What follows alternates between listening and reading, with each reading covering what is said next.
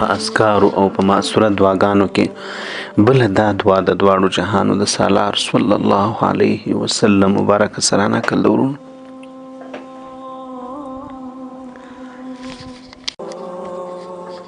کله چې مړی مرده میت دا د دفن کولو څخه انسان فارغ سو، د پټولو څخه انسان فارغ سو، نو د منکر او د نکیر د فرشتو د سوال او د جواب د ورکولو دپاره او د هغه په سوال او جواب کې د ثابت قدمۍ دپاره دغه دعا ورته کول کیږي.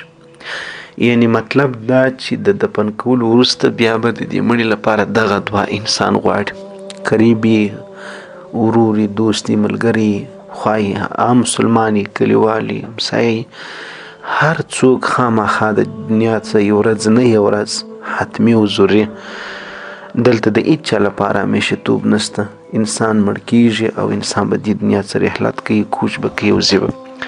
نو له دې خاطره دا دعاوې ډېرې ضروري ده، دا در سره خامخا په یاد کې وساتئ. اللهم اغفر له وارحمه واعف عنه، اللهم اغفر له وارحمه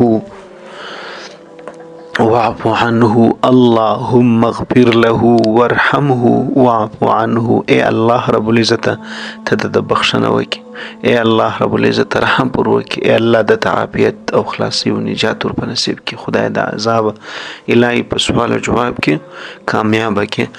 د همدغه لپاره دا دعا غوښتل کیږي.